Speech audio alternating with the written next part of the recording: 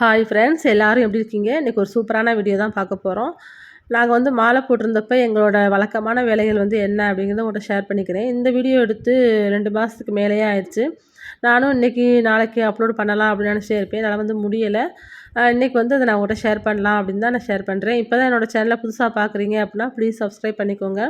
நான் வந்து எப்பயும் போல் வெள்ளனை எழுந்திரிச்சிட்டு பிரம்ம முகூர்த்த விளக்கு ஏற்றிட்டு அதுக்கப்புறம் நம்ம பூஜை ரூமில் போயிட்டு அங்கே உள்ள வேலையெல்லாம் பார்த்தோம் அப்படின்னா கொஞ்சம் ரிலாக்ஸாக வந்து பார்த்துக்கலாம். ஏன்னா பிரம்ம முகூர்த்தத்தை தவற விடாமல் நம்ம வந்து அந்த தீபத்தை ஏற்றுறது தான் நமக்கு வந்து நல்லது. ஏன்னா நம்ம எந்திரிச்சே வந்து அது வேஸ்ட்டாக போயிடும் இப்போ லேட்டாக ஏற்றணும் அப்படின்னா. அதனால் வந்து நான் எப்போயுமே அதுதான் நான் வந்து ஃபாலோ பண்ணுவேன். இப்போ சாமி செல்ஃப்லேயும் வந்து பூஜை ரூமில் அந்த விளக்கு எல்லாத்தையுமே நான் வந்து ஏற்றி வச்சுட்டு அதுக்கப்புறம் சாமிக்கு வந்து பிரசாதம் அப்படின்னும்போது நீங்கள் பெருசாலாம் நீங்கள் வைக்க வேணாம். பொரிகடலை, நாட்டு சர்க்கரை, அவல், அப்புறம் நாட்டு சர்க்கரை, கற்கண்டு இந்த மாதிரி நம்ம வீட்டில் இருக்க சிம்பிளான அந்த பொருளே வச்சு நம்ம சாமிக்கு வந்து பிரசாதம் வச்சு நம்ம சாமி வந்து கும்பிடலாம்.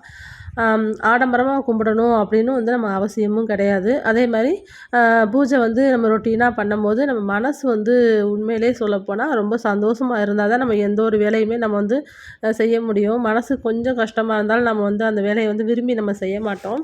அதில் வந்து மனசை சந்தோஷமாக வச்சுக்கிட்டு நம்ம வந்து சாமி கும்பிடணும். அதே மாதிரி வேண்டுதலுமே வந்து எனக்கு இது செய்யுங்க அது செய்யுங்க எல்லாம் நம்ம வந்து ரொம்ப வந்து நம்ம வேண்டக்கூடாது. ஏன்னா கடவுளுக்கு தெரியும் நமக்கு என்னென்ன செய்யணும் எப்போ செய்யணும் அப்படின்னு அவங்களுக்கு தெரியும். அதனால் வந்து நிதானமாக நம்ம வந்து சாமிகிட்ட வந்து சாமி கும்பிட்டாலே போதும். இப்போ வந்து நான் வந்து விளக்கெலாம் ஏற்றி வச்சு சர்க்கோண தீபம் கோலமும் போட்டு அதுலேயும் நான் வந்து தீபம் வந்து ஏற்றி வச்சிட்டேன். அதுக்கப்புறம் எங்கள் அத்தையா வந்து அவங்க பத்தி சூடம்லாம் வந்து எல்லா சாமிக்கும் காமிச்சு அவங்க சாமி கும்பிடுவாங்க மாலை போட்டிருக்கனால. நான் வந்து எப்பயும் செய்கிற வழக்கமான அந்த பூஜையை வந்து நான் செஞ்சுட்டேன். இப்போ வந்து எங்கள் அத்தையா வந்து சாமி வந்து கும்பிடுவாங்க. இப்படி தான் ரொட்டீனாக வந்து எங்களோட காலையில் பூஜை பண்ணிவிட்டு நாங்கள் எப்பயும் போல் வீட்டு வேலையை வந்து நாங்கள் செய்ய வந்து ஆரம்பிச்சிருவோம். நான் வந்து வீடியோவில் வந்து நான் அதை செய்வேன் இது செய்வேன் அப்படின்னு வந்து ஒரு சொல்லிவிட்டு நான் வந்து போயிடலாம். ஆனால் அது வந்து உண்மையில் நடைமுறைப்படுத்த முடியுமா அப்படின்னா கண்டிப்பாக வந்து முடியாது. ஒரு சிலரால் மட்டும்தான் முடியும்.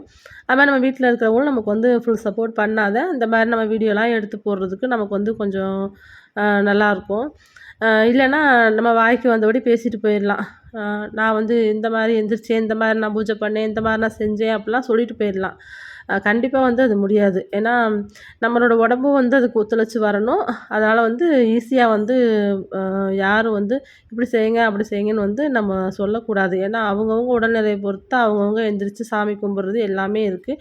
எல்லாத்துக்கும் காரணம் மனசு ஒன்று தான். மற்றபடிக்கு அப்புறம் நடக்கிறது தான் நமக்கு வந்து நடக்கும். சாமியெல்லாம் கும்பிட்டு நான் கிச்சனுக்கு வந்து வந்துட்டேன். இன்றைக்கி வந்து வெண்டைக்காய் பொரியலும் மீல் மேக்கர் பீன்ஸ் போட்டு குருமாவும் வச்சுருந்தேன். நம்ம குக்கரில் சமைக்கும்போது அதை அவசரமாக திறக்கணும் அப்படின்னா கேஸ் ரிலீஸ் பண்ணும்போது குழம்புலாம் வெளியே வர ஆரம்பிச்சிரும். அதுக்கு வந்து நீங்கள் அந்த குக்கரை வந்து அப்படியே ஹீட்டோடையே போய் நம்ம குழாய் கடியில் வச்சு குழாயை திருகி விட்டோம் அப்படின்னா கேஸ் வந்து டக்குன்னு ரிலீஸ் ஆயிரும். அப்புறம் நம்ம குக்கரை திறக்கும்போது அது வெளியும் வராது. நம்ம வந்து சீக்கிரமாக குக்கரை திறந்துடலாம். இப்போ குழம்பும் ரெடி ஆயிடுச்சு, வெண்டைக்காய் பொரியலும் ரெடி ஆயிடுச்சு. சாப்பாடும் வந்து வச்சுட்டேன். நான் வந்து எப்போயுமே சாப்பாடு வச்சோடனே அதை வந்து ஹாட் பாக்ஸில் வந்து கொட்டிடுவேன். இல்லைனா அது கட்டி கட்டியாக எருகி போயிடும் குக்கரில் இருந்துச்சுன்னா. அதை வந்து எங்களுக்கு யாருக்குமே பிடிக்காது. மாலை போட்டிருக்கனால பியூராக வந்து வெஜிடேரியன் தான் சமைக்கணும். அதனால் வந்து என்னென்ன செய்கிறதுன்னு பார்த்து மாலை போட்டிருந்தப்ப நாங்கள் வந்து சமைச்சிருந்தோம். அதுவுமே கொஞ்சம் நல்லா தான் இருந்துச்சு. ஹெல்த்தியாக தான் நம்ம எல்லாமே அப்போ வந்து சாப்பிட்ற மாதிரி நல்லா இருந்துச்சு. காய்கறி இந்த மாதிரி நம்ம சாப்பிட்டனால. எங்கள் அத்தானும் வந்து கடையிலேருந்து மத்தியானம் வீட்டுக்கு சாப்பிட வந்துட்டாங்க. அப்புறம் அவங்களுக்கு வந்து சாப்பாடை வந்து போட்டு வச்சிட்டேன். அது மாதிரி மாலை போட்டிருக்கப்பையோ இல்லை விசேஷ நாட்கள்லையோ வாழை இலையில் சாப்பிட்றது எனக்கு ரொம்ப பிடிக்கும். உங்களுக்கெலாம் பிடிக்குமா அப்படின்னு சொல்லுங்கள். அது மாதிரி சும்மானாலுமே நான் வந்து ஏதாவது நிறையா சமைக்கும்போது எங்கள் அத்தையாண்ட சொல்லுவேன், எனக்கு வாழை இலை வாங்கித்தாங்க, எனக்கு அதில் சாப்பிட்ணும் ஆசையாக இருக்குது அப்படின்னு சொன்னால் எனக்கு வந்து கண்டிப்பாக வாங்கி கொடுத்துருவாங்க.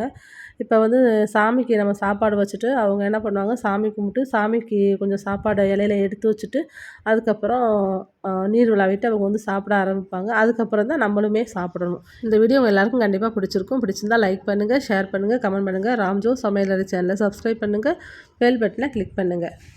நன்றி.